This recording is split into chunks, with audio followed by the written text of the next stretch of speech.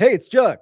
Announcer this morning, Juck is heading over to Menace at some. I was like, you think he's good? He was like, oh, I think he's really good. So he had him on. I thought he did a great job on our show. Then I watched his show. I thought he did a great job on his show. So we're going to bring him over. Yep. And he's going to give you a kind of a Buckeye morning show starting August 1st here on Menace to Sports. Let's get it. And I don't think he's going to throw the ball as much as he thinks he's going to throw the ball now that Chip Kelly's on board. And I'm happy about that. More quarterback. The truth is Ryan Day has made a change philosophically, but it's none of those. You all know who wins. LSU is the drunkest fan base in the country. And welcome into Chuck on Bucks on a Thursday. Big show today. Thank you so much for joining me. The Buckeyes are getting after it finally as we start the season of dreams right now, today. And it's also Chuck on Bucks' first episode airing on Menace to Sports, which might mean there's a couple new viewers trying us out for the first time. And if that's you, I'm Chuck. We're Bucks. Nice to meet you. Thanks for giving us a shot. I hope you like it. If you don't, I'll try harder next time. But camp starts today if you guys are going. So fans are allowed to go Thursday, Friday, Saturday, and Sunday. If you got any footage, send me something. JuckOnBucks@gmail or @JuckOnBucks on Twitter. I'd love to put it on the show. The funniest thing is I got the media schedule, and the media is allowed access Thursday and Friday. They are not allowed Saturday and Sunday. So if the media wants to go on Saturday and Sunday, they're going to have to buy tickets like everybody else, which is absolutely hilarious. I mean, I guess it's not as funny as, no, it's not funny at all. Actually, during spring, they got like way less access than the year prior. And then this particular camp,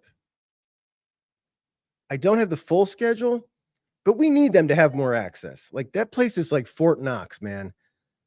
I am so irritated by that because like we can't get the information we want if they're not there. But when we talk about the team heading into spring, position group by position group, there's just a couple of question marks, right? We talk about the offensive line, right guard. Who's going to start at right guard? I'm sure we'll talk plenty about that battle as we move on. Tegra, Carson, Luke Montgomery. Linebacker, CJ or Sonny was the talk all spring. I don't think it really matters. I think they're both going to play a ton. I think they're both going to play great. I'm not concerned with either of those groups. I think they're both going to perform really good. And I'm pretty bullish on the offensive line now. Like the further we get from spring, the more confidence I got building in the offensive line. Justin Frye takes a lot of heat on the recruiting trail, rightfully so. But working with Chip Kelly, those two can run the ball together. We got an experienced group. The group I'm most concerned about is tight end. And when I say concerned, I'm really nitpicking here. This team is so solid. You know, like you got to really nitpick to find anything to be concerned about. But if there's one, it's tight end. And if you're going to pick a group that's maybe least consequential, you know, like a group, if you were to say like, okay, one group has got to lag behind on your football team, you get to pick which one it is. You're probably going to pick the tight ends, right? I think that's what I'd pick. G. Scott's got the most experience. He's been penciled in by a lot of the folks who cover the team as the starter, the assumed starter. Bucks run a lot of 12 personnel. Will they continue to do that this year? Will Kazmarek, from the sounds of everything coming out of spring, taking a little longer to catch on than I would have hoped, but that's to be expected. We know he's a good blocker. We've watched his film before here on the show. He can catch the ball. He's fast. He's faster than Cade Stover. He's a better blocker than Cade Stover. He's got a nasty attitude, and he's my favorite kind of transfer. The kind of guy who gets overlooked coming out of high school, goes to a smaller school, and then gets the call up. I love those guys. They come in with a chip on their shoulder. They want to prove they belong. They play really hard. 260 pounds. He should be on the field a lot. Can he supplant G as the number one guy? I think G. Scott is a great Buckeye. I think he's a great guy. I think that video of him getting his teammates baptized and the sermon that he gave was awesome. I'm not even a church guy, but like, I don't care if you're into that stuff or not. Like the bond, like that was cool to watch.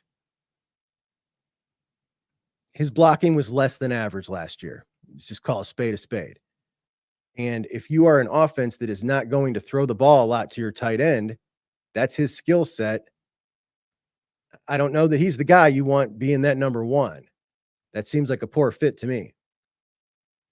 Will they incorporate passing to the tight end more into this offense? We know Chip likes to throw the ball to the tight end. That's so demoralizing, being on the opposite end of an offense that's thrown to the tight end a lot. Like, that just demoralizes me. But when he was running routes, I'm talking at Marvin's Pro Day, it looked to me like he had put on some dirty weight. And I think that was a good thing for him. He's a good enough athlete to carry some dirty weight. But when I saw him 2 weeks ago, he had taken it off.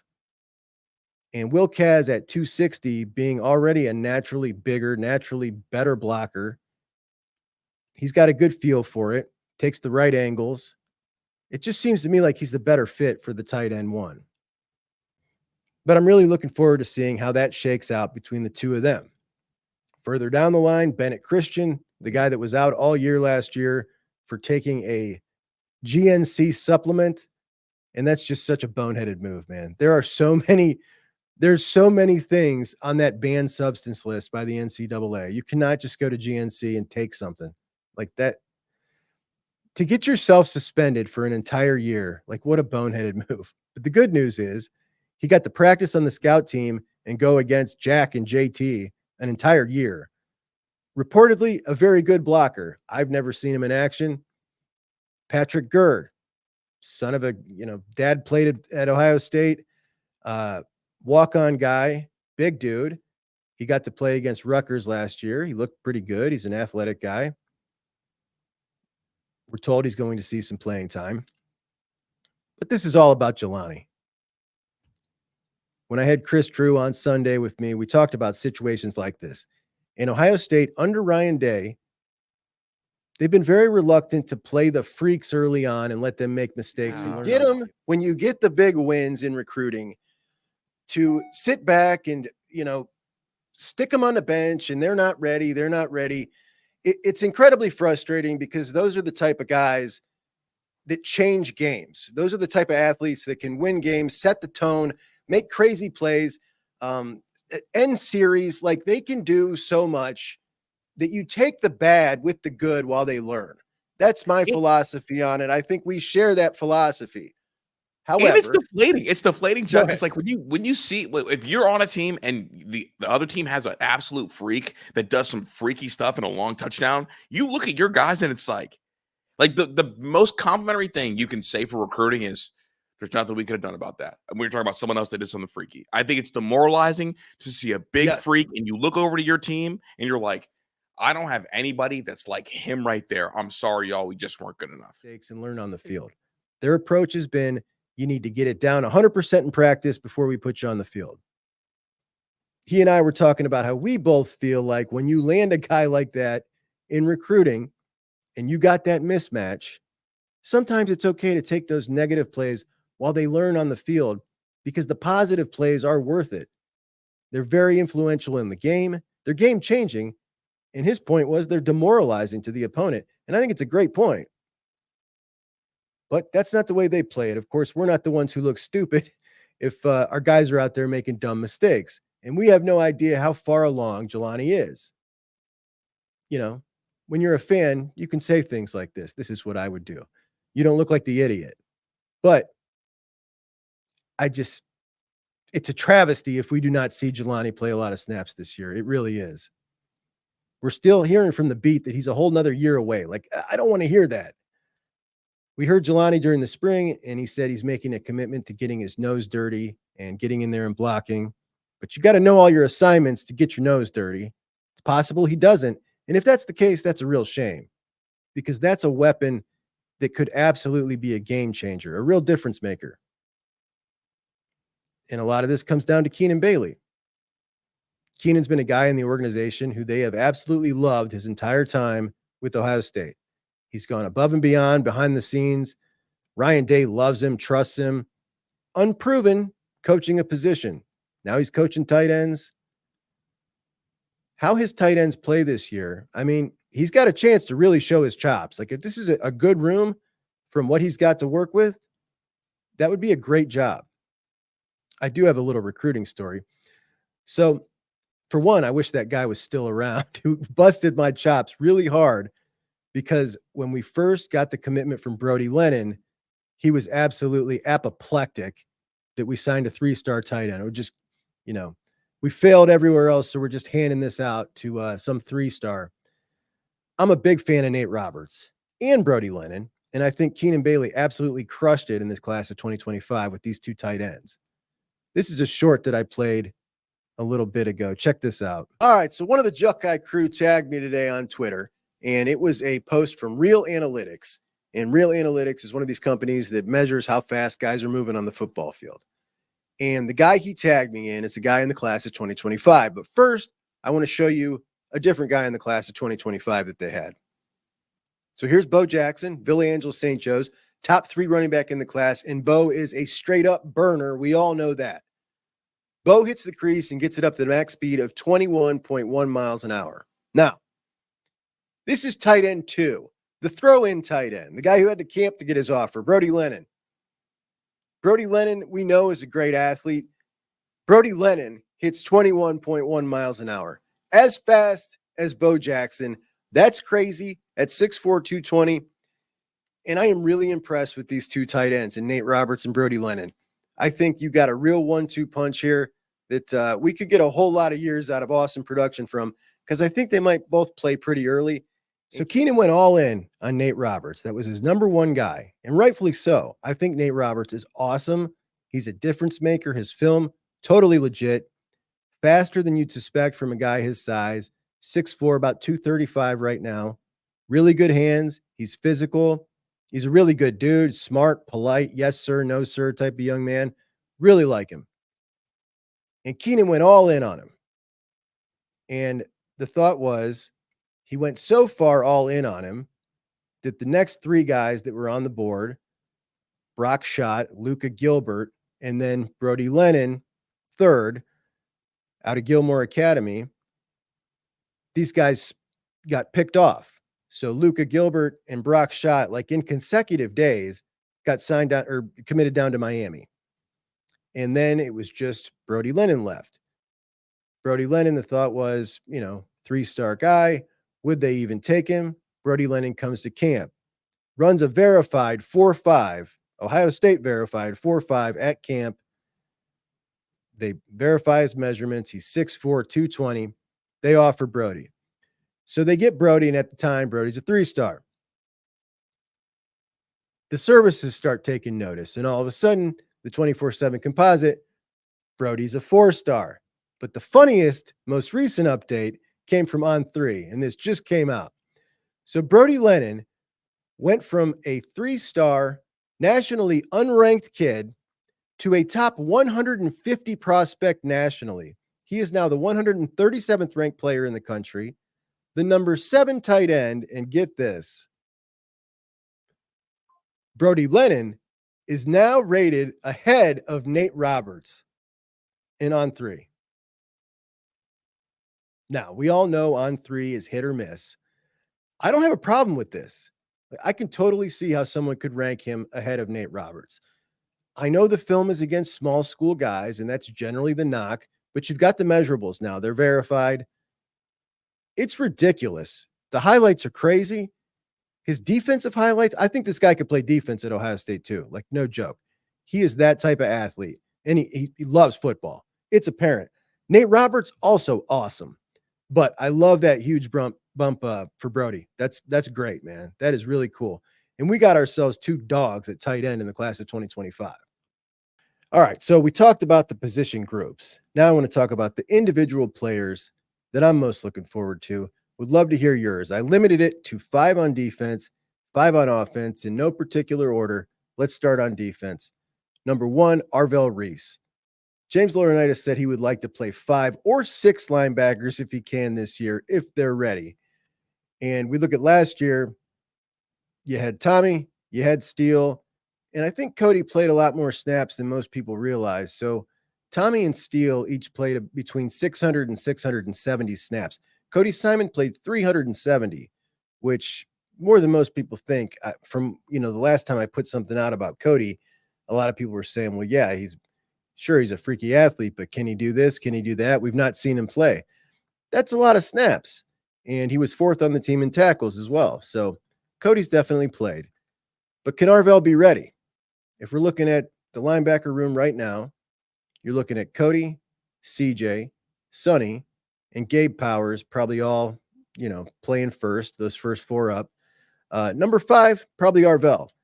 Arvell, an incredible athlete for his size, for sure.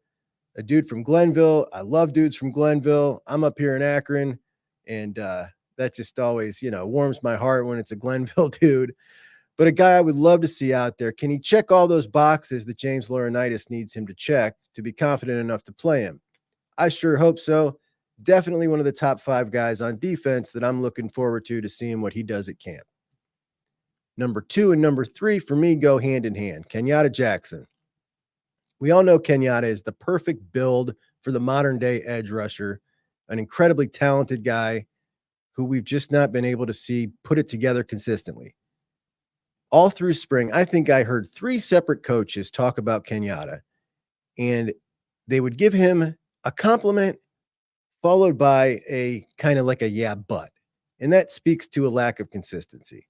And it's clear that consistency has been his issue. He's looked amazing, and then the next play, not so much. Can things click for Kenyatta, or is he going to lose snaps? I think we all expect that defensive end 3 and 4 are going to get a lot more snaps, and we just assume that's going to be Caden Curry and Kenyatta Jackson. What if it's not? That brings me to number 3, Edric Houston. Physically, this kid's unbelievable for how young he is.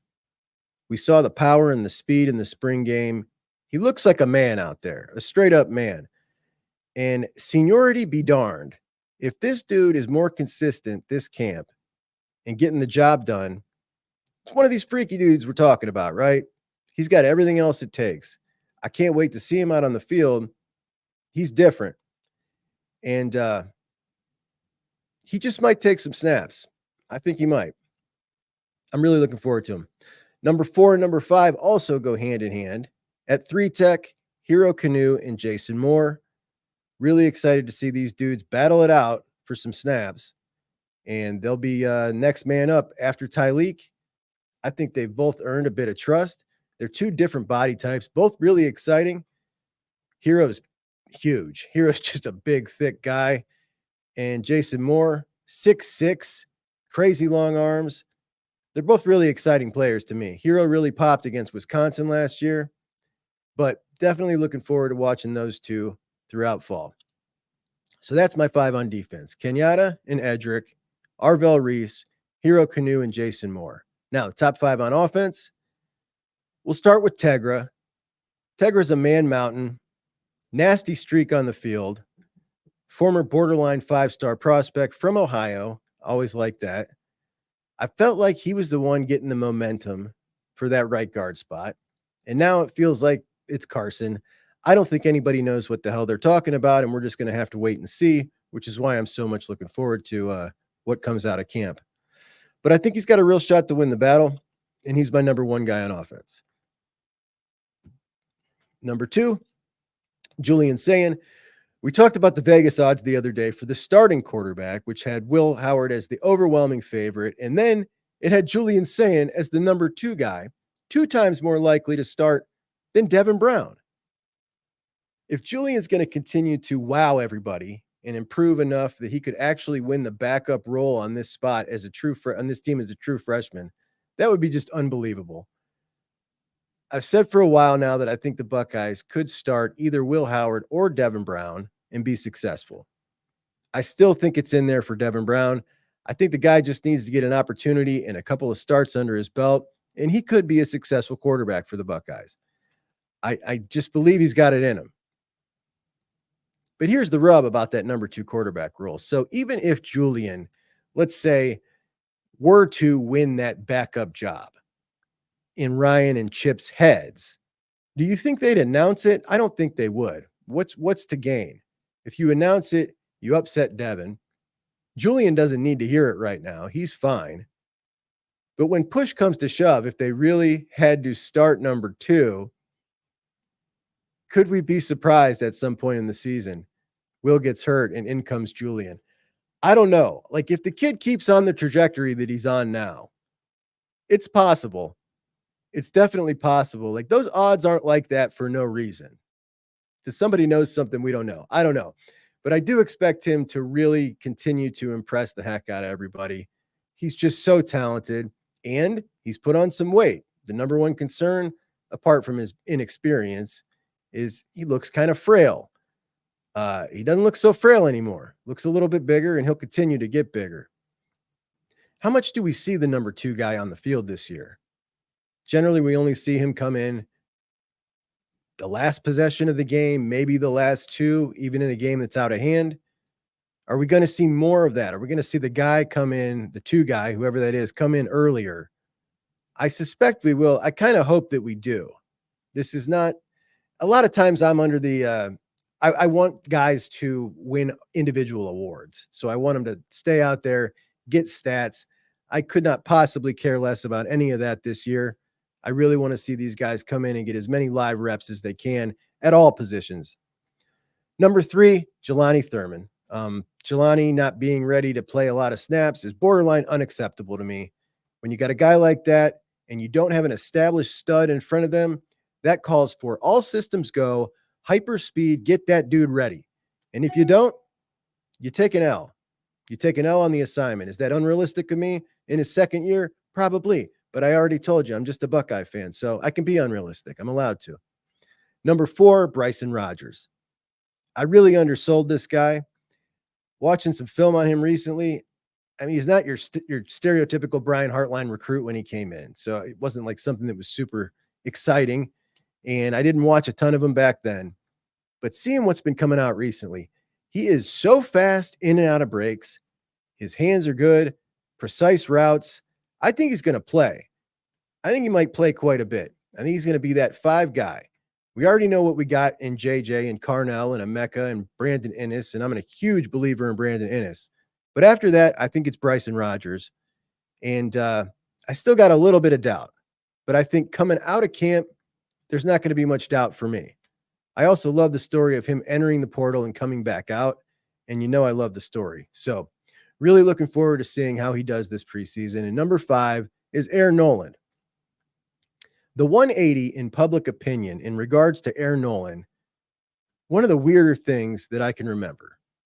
Last year when Kyle McCord was struggling and bumbling and stumbling, and Devin Brown was injured, and the state of the quarterback room looked pretty shaky, I heard a whole lot of casual Buckeye fans talking about Aaron Noland like the savior was coming. Don't worry, Aaron Noland will be here next year.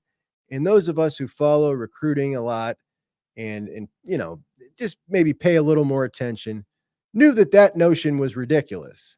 No freshman was going to come in here, and if it wasn't going to be Aaron Noland. Not that he wasn't a great recruit, but he wasn't. Put it this way, there are 5 Aaron Nolands every class, that caliber of quarterback recruit. I've often said this, but there's one Julian Sayin style recruit every year or every couple of years. But Aaron Noland was never going to be that guy.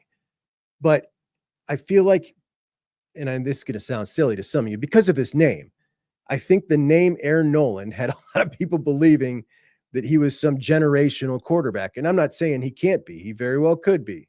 But that's not the type of recruit he was coming out of high school. Very good. Very good.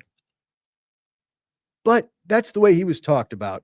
And ever since Julian came aboard and the buzz started building about Julian Sayin, and then Tavian St. Clair gets bumped up the rankings, about to probably take over the number 1 quarterback slot, it feels like Aaron Noland in the general public has just been totally discarded, like as having no chance at all. Just a total 180. And I think it sucks, man. I really hate it. So I'm really rooting for him. You know, he comes into spring, the rumors about him having problems and being homesick, and all he does is work his butt off. He doesn't get many reps in spring. He didn't look great, according to a lot of people who were there and saw him a lot. And he just busts his butt. He goes from 195 to 220. He looks big. The pictures don't lie. He also grew an inch, according to his dad. He's throwing the ball harder, got more arm strength, working like crazy. The guy's a playmaker, definitely someone that I'm rooting for. And just to be clear, I'm a Julian Sayin believer. I think he's going to be the next great quarterback at Ohio State. That's what I think. But the way that everybody just kind of flipped the script on Aaron Nolan, it bothers me. And because of that, I'm very much rooting for him, like a lot. I want him to prove everybody wrong and shove it in their face.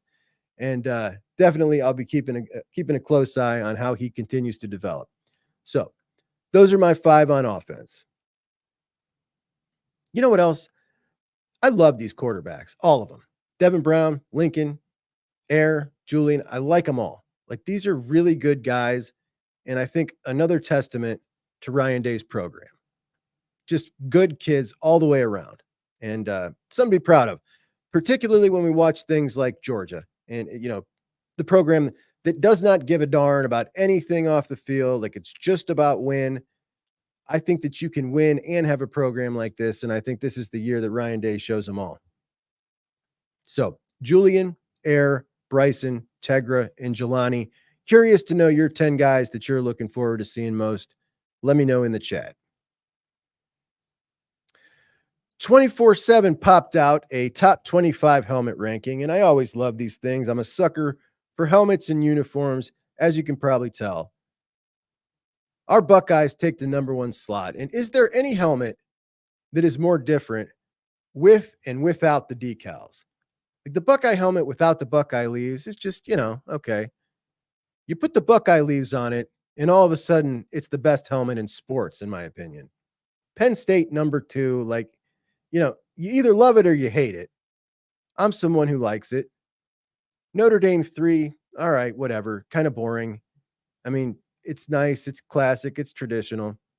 Miami at number 4 surprises me. That's not one I usually see in a top 5. Alabama at 5, and again, that's like Penn State. If you either like it or you hate it. Michigan at 6. Usually, this is a 1, 2, 3 with Ohio State, Michigan, and Notre Dame in some order for the 3. On most of these ones you see. And then after that, you usually see Texas, some LSU, some Georgia. But here you got Texas 7, LSU 8, Florida State 9, USC 10. Arkansas at 11, surprising. That particular Oregon helmet at 12. I don't know if they're saying all Oregon helmets or just that particular one. I prefer the Joey Harrington era one. That's the one I got over here. Or that new one that they just released. I absolutely love it. The Gators at 13, not one I usually see on a list. I like the Gators. The helmet, that is. The pit yellow with the script. Now, that is on our list, guys. We got the next 4 nominations, okay, for the new helmet in the Juck on Bucks, the next one. And that pit script one made the list. I'll put that out later on today. North Carolina at 16. That's the newest one we just got in here, but we got the blue one. We don't got the white one. Iowa at 17, and Iowa's entire uniform set is a travesty. It's embarrassing. They should be humiliated. It is an exact, not just ripoff from the Pittsburgh Steelers, but Hayden Frye, the coach of Iowa, wrote Chuck Noll a letter and asked if he could use the Pittsburgh Steelers color scheme and uniform scheme. And Chuck Noll said, I'll do you one better. And he sent him Pittsburgh Steeler uniforms. And that is why Iowa looks exactly like the Steelers. That's an embarrassment. You need to come up with your own uniform. Tennessee at 18. It's a helmet that I like. I don't think most people do. Oklahoma is boring and gross. I hate it. That NC State helmet is goofy looking. Georgia's an old classic. I like it. Auburn, I love. I think that's very underrated. Clemson, it's all right.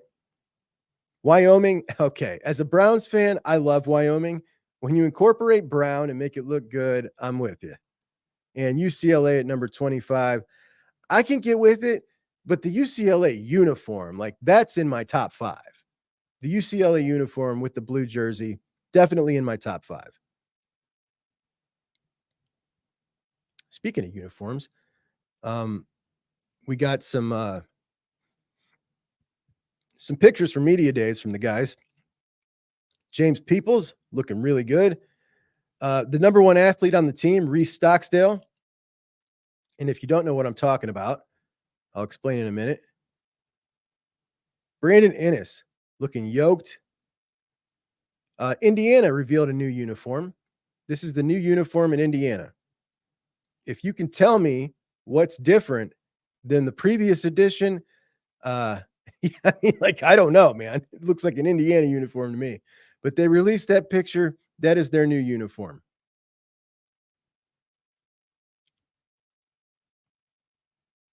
So here's what I'm talking about when it comes to Reese Stocksdale, if you're not familiar.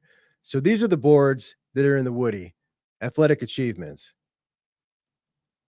And oh, guys, look at this. Number 1 on the Pro Shuttle, Court Williams, just retired today, or just retired yesterday. Medically retired. That's sad. Court's a stud. Court's on a lot of these boards. Too bad for him, man. I hate to see that. But you see Reese Stocksdale, number 1 on the 20-yard dash. If you add up all the guys and who's on the most boards, there are 2 guys on the team that are on 5 of those boards, and it's Lorenzo Styles and walk-on wide receiver Reese Stocksdale, that dude that looks like a Viking. And those are the 2 best athletes, per the boards, per the testing, on the entire team, which is pretty wild. Reese Stocksdale, Lorenzo Styles Jr. Oh, look at this puppy. I like this. I like this a lot. Unfortunately, goofball PJ Fleck still has the row the boat garbage, and it says row on the helmet, and there's probably some oars somewhere. The stupidest phrase ever. I cannot believe Minnesota let this dude bring that from Central Michigan. It's just ridiculous.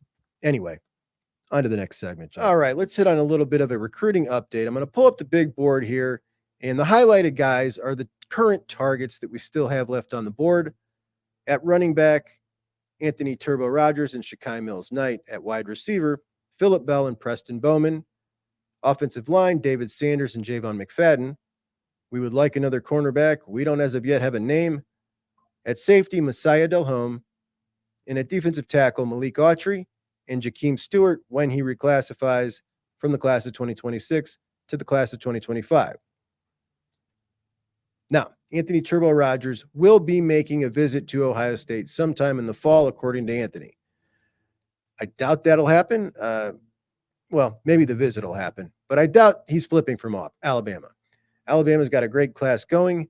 Currently, he's the only running back in the class.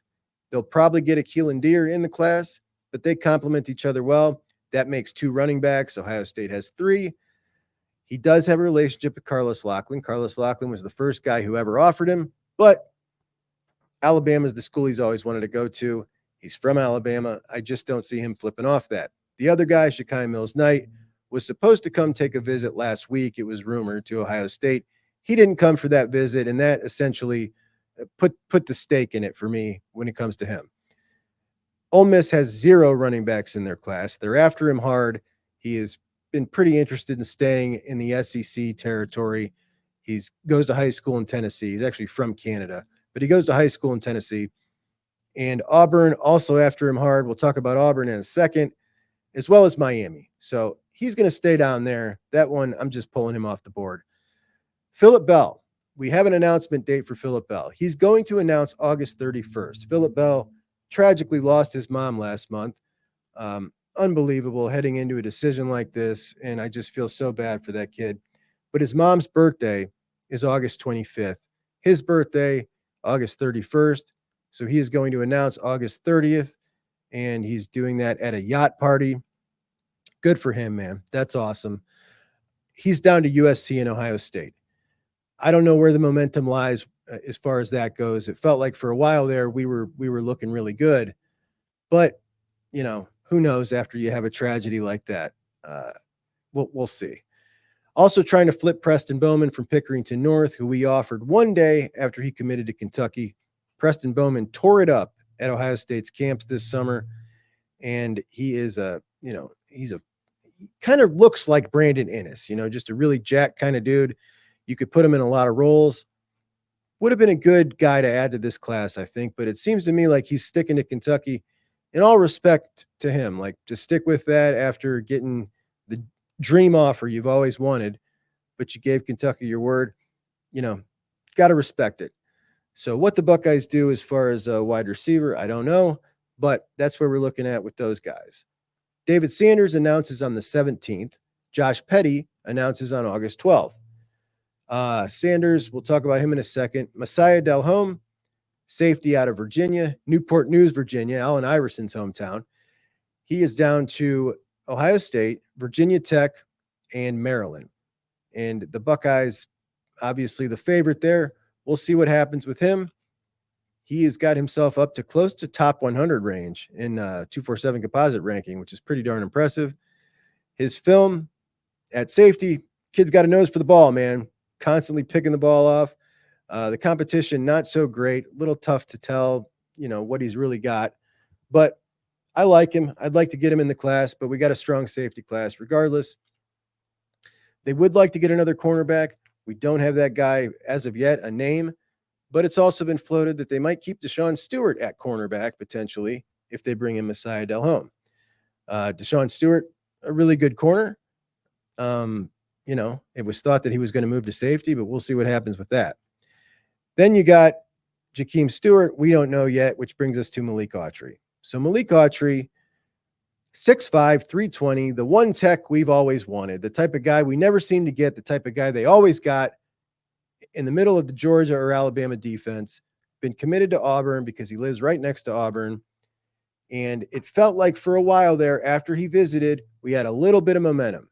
Then Ziggy Grady, his buddy from Alabama, who they trained together, he commits to Ohio State. And ever since then, it's just felt like Auburn solidifying his commitment. And then last weekend, Auburn had their Big Cat weekend. This is their big recruiting event, and they absolutely killed it. And throughout the weekend, Malik Autry was tweeting to guys, trying to get him in the class. And boy, he did a good job. Auburn popped themselves a bunch of sweet recruits. They got commitments. They got flips. They knocked Malik Autry way down the board. Malik Autry on 247 is their number one commit in the class. As you can see on the composite here is what we're looking at. He's down to number 6. I mean, they got a haul. And they brought themselves up to number 5 in the recruiting rankings. So as far as I'm concerned, Malik Autry's as good as gone. Like it was always a long shot, but it felt like we had a little bit of momentum for just a small amount of time. And now it's just cooked. With this class and the excitement they got right now with this class, it's just not happening. But as we look at the recruiting rankings now, you got the Buckeyes sitting in number 1 still. They also took the number 1 spot back from Alabama on 3. So you got the Buckeyes, then you got Alabama, Georgia, LSU, Auburn, Tennessee. So Buckeyes, 5 SEC. Then you got Notre Dame, Texas A&M, Oklahoma, 6, 7 SEC. Then you got Miami at number 10. Do you remember that Oregon was just sitting at number 4? Where did Oregon go? Oregon's peeking up there from the bottom there at number 11. They lost the tight end, who's now, by the way, sitting behind Brody Lennon in the rankings. He flipped to Tennessee on Tennessee's weekend that he spent with David Sanders. They lost their big defensive lineman, Josiah Sherma. He flipped to Texas, but they have now dropped out of the top 10. And after all that positive momentum and everybody, talking about Oregon paying all the recruits, they missed on DJ Pickett. It looks like Michael Terry is trending towards Texas. That was another 5-star athlete that they thought they were going to get. We'll see what happens with him. As well as Jonah Williams, the 5-star safety that they thought they were going to get, in addition to getting Trey McNutt. We'll see what happens with him. Trey McNutt. He has decided to reschedule his commitment for, I believe it's August 3rd. Yeah, and I've always had that vision since I was young, and I've always had that point. So, I'll tell you, ever since a freshman, I've been saying I'm going to be the number 1 safety in the nation. Mm-hmm. And now look at me now. You got to manifest it. You got to work it. Get to your goals.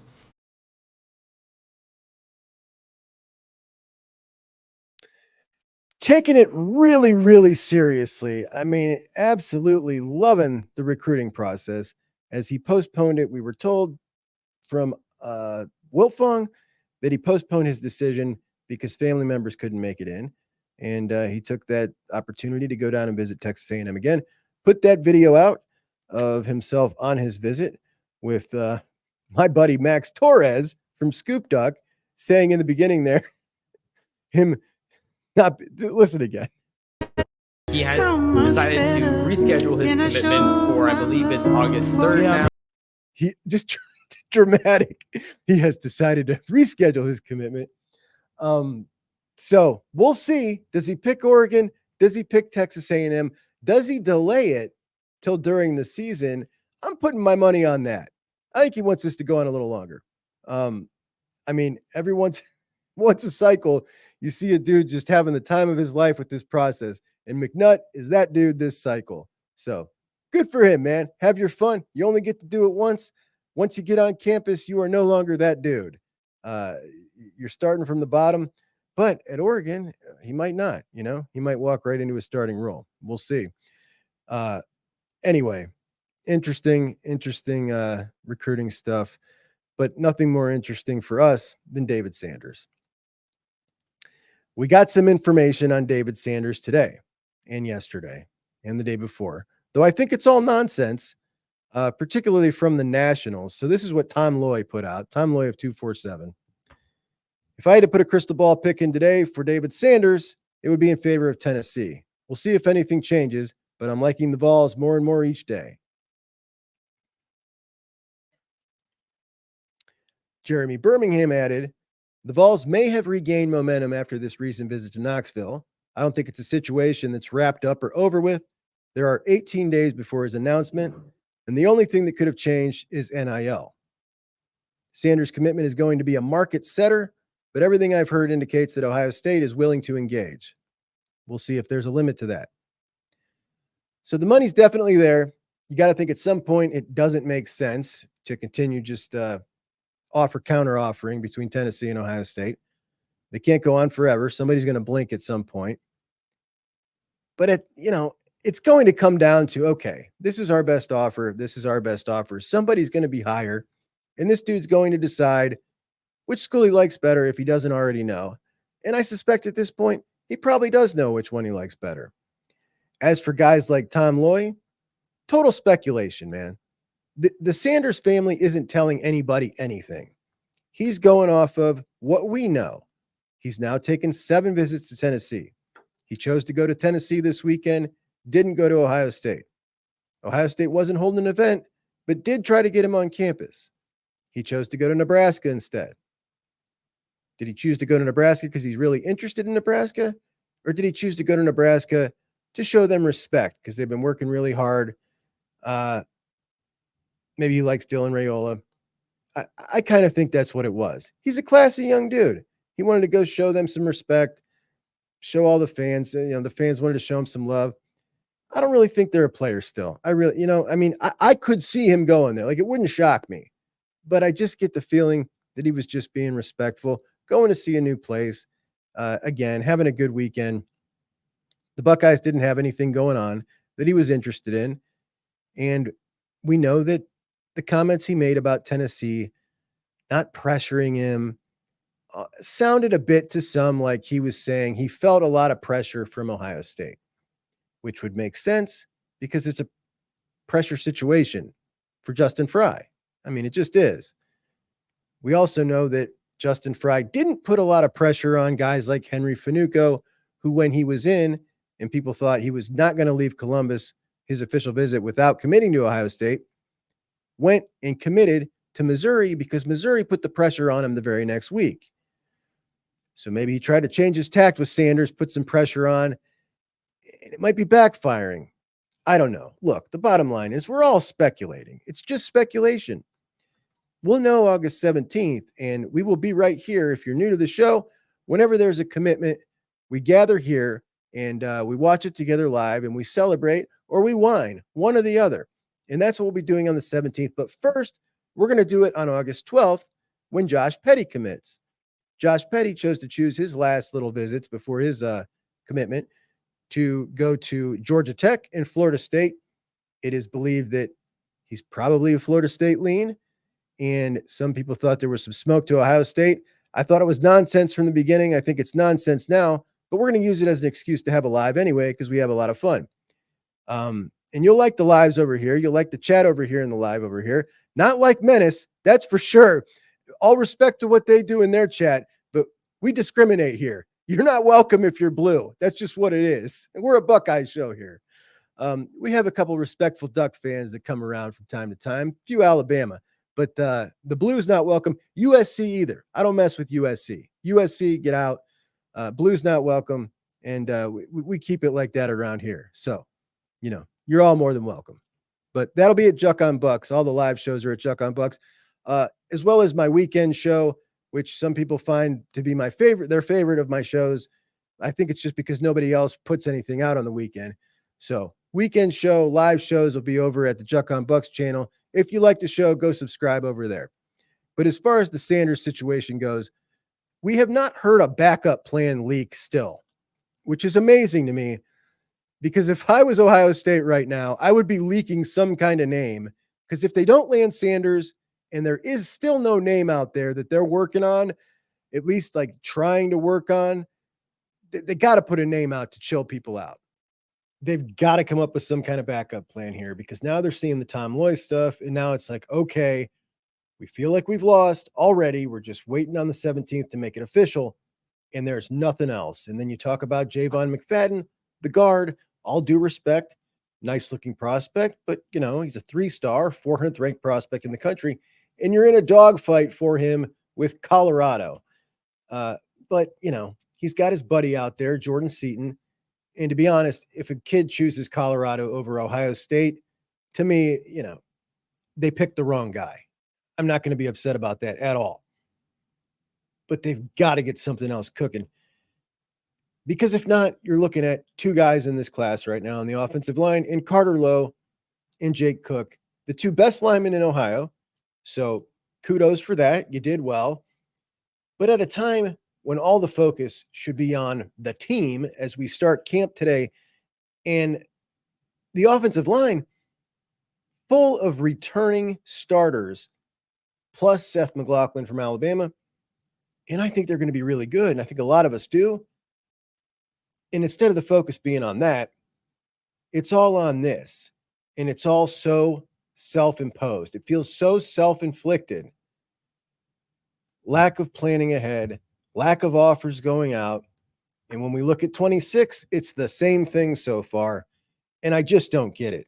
I absolutely just do not get it. So that's where we stand on that, guys. Good times. I got a personal issue with it myself. I don't have a problem with anybody else saying it. Of course, the team, they're saying it. So if they're saying it, anybody can say it. But for me, I feel like it's holding people to an unfair standard. And the reason I feel that way is because we have seen two relatively recent Buckeye teams, and I hate to make excuses for losses, but get robbed. It's just the truth. The best team doesn't always win because of some nonsense. We saw it against Georgia with Marv. We saw it against Clemson with the fumble that wasn't a fumble. For some reason, this stuff happens more to us than anybody else, but it's football. It is the way it is. And I just feel like it's not fair for me to hold someone to, like, this is what the result has to be. And if the result isn't this with no nuance, then you've failed. That's just how I feel about it. However, this team's going to win the national championship. And we know what it takes to win a national championship. The prerequisites, they check every box. You need the coaches pulling in the same direction. You need a veteran team. You need NFL players all over the field. They got all that. That's the prerequisite. During the season, you need to develop your identity. You need to execute at a high level. And you need few mistakes. I can't wait to see that identity develop over the course of the season. And I think these veterans are going to make sure that this team executes at a high level with few mistakes. But there's two areas that are generally out of your control. The first is injury luck. We've seen countless teams look like early in the season they were going to compete for a national championship, get totally derailed from injuries. But this team has themselves in better position than anybody else because of the depth of the talent. The best way to hedge off of being derailed from injury is to have a backup who can play almost as good as the next guy. And nobody's as deep as these dudes are. The second, schedule luck. Very important in the 4-team playoff. You can certainly make luck for yourself in a lot of ways with the schedule. The SEC, with the late FCS game, for example, that's making yourself schedule luck. The guys who won the national championship last year, they certainly made themselves schedule luck. They also caught some teams that were down, another part of schedule luck. The Buckeyes would have played Washington on the schedule earlier this year till we brought them to the Big Ten. Never an easy trip out to Washington, but it would have been a much easier game this year, and that would have been catching some schedule luck. They only returned 2 starters off the team last year that went to the national championship, which is crazy. But the real schedule luck here is the 12-team playoff. It's just that added insurance to get into the tournament. And the Buckeyes schedule has been criticized a lot here from the outside as being very easy. But the truth is, when you look at a team like Ohio State, who's going to be favored in every single game, the schedule always looks easy. The out-of-conference, yes, it's a cakewalk. They didn't intend for it to be that way. In fact, take a look at this. This is an article from Bill Connolly. Ohio State and Syracuse are the only 2 Power 4 schools not playing a non-conference game against a Power 4 school. Notre Dame or the Pac-12's 2 remaining schools. It's the first time Ohio State has not played a marquee non-conference game in the AP poll era dating back to 1936. Every other year, the Buckeyes have played a school that is either currently a Power 4 conference or Pac-12 or Notre Dame. In 2019, the toughest non-conference game was against Cincinnati, which was a member of the AAC, but that Cincinnati team won 11 games and finished the season ranked number 21 in the poll. This scenario changes considerably in the next few seasons. I'll show you that in a minute. The point is, the Buckeyes have always played a tough out-of-conference schedule when the majority of the Big Ten did not. And this year, they got some scheduling luck. Also from that article, the easiest Power 4 non-conference schedule, Ohio State. But he starts the article correctly here. Last year, Michigan got the nod. This year, it's Ohio State that shouldn't break a sweat in its 3 non-conference games, all at home against non-Power 4 opponents. And we know how the schedule opens up.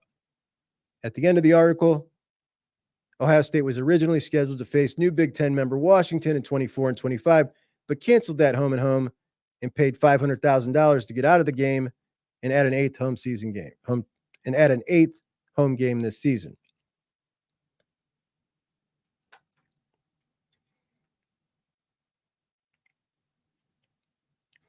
So, scheduling luck, check.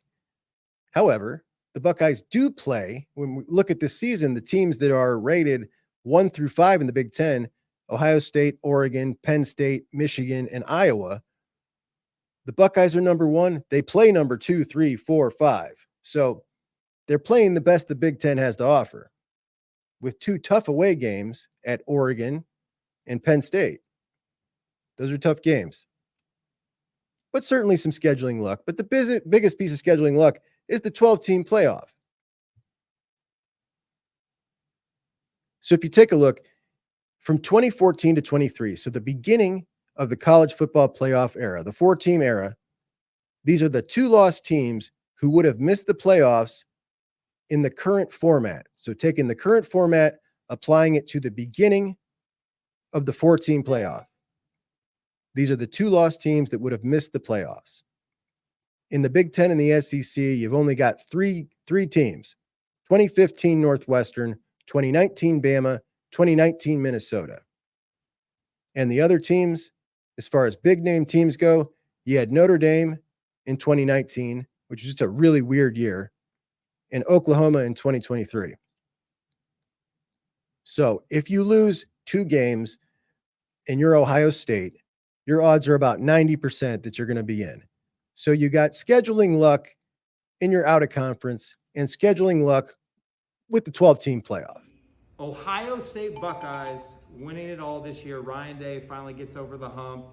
They're the champion. They beat Michigan. OHIO. But we won't hear about any of their schedules being easy. I promise you, we're going to hear a lot about ours. Just for fun, let's take a look at the Buckeyes' upcoming schedules. So in 2025, these are just the big games. We've got Texas at home, Penn State at home, at Washington, who, might be better, at Wisconsin, and at Michigan. In 2026, we got Oregon at home, Michigan at home. We're at Texas, at USC, at Iowa, and at Nebraska. In 2027, we got a fun one. We start off with Alabama at home, USC at home, Nebraska at home, Michigan State. I think they'll be good again by then. Then we go out to Oregon and at Michigan. What a schedule. Alabama, SC, Nebraska, Michigan State, Oregon, and Michigan. In 2028, we got Michigan, Washington, and Wisconsin at home. We go to Alabama. We go to Penn State. And in 2030, in 2031, we're at Georgia and then Georgia at home. And the only way that they can kill this, all those fun out-of-conference games, and I'm a huge advocate for these big early out-of-conference games because they're so much fun. The committee is going to set the standard this year.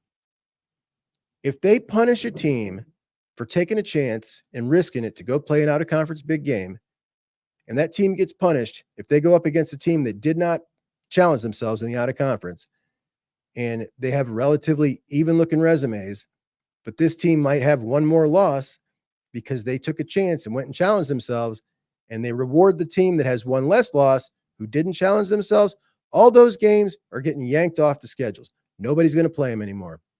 So the committee is going to set the precedent right here this year. And I hope they make the right decision, because if they don't, we're going to see nothing but garbage games in the first 3 weeks of the season till we get to conference play. And the college football season is too short to have 3 weeks of garbage preseason play. I don't want to see it. They need to reward these teams for challenging themselves, or the Georgia games and the Bama games get yanked right off the schedule. But when we look at those schedules, clear to see that this year we definitely got the schedule luck. Now, we just need to make sure we got the injury luck, and it's smooth sailing straight to the natty. All right, guys, that'll do me for today. My first show over here at Menace to Sports. I hope you guys liked it. If not, again, I'll try harder next time, I promise. Catch me over at Juck on Bucks for the live show. I might pop on today, see what you guys thought, maybe 3 to 5-ish. So get over there, subscribe, set your alarm bells. Check me out on podcast format. You can find me on any of your podcast platforms. And appreciate you guys so much. Thanks for joining me today. Juck on Bucks out. I'm here for it. I'm really excited about what me and Juck have coming in the future. And if you do not already, if you don't sub to Juck, what are you doing? What's really going on? What's wrong with you? Sub to Juck, sub to Menace to Sports too, right? All that and then some. And always remember, when in doubt, let's get it.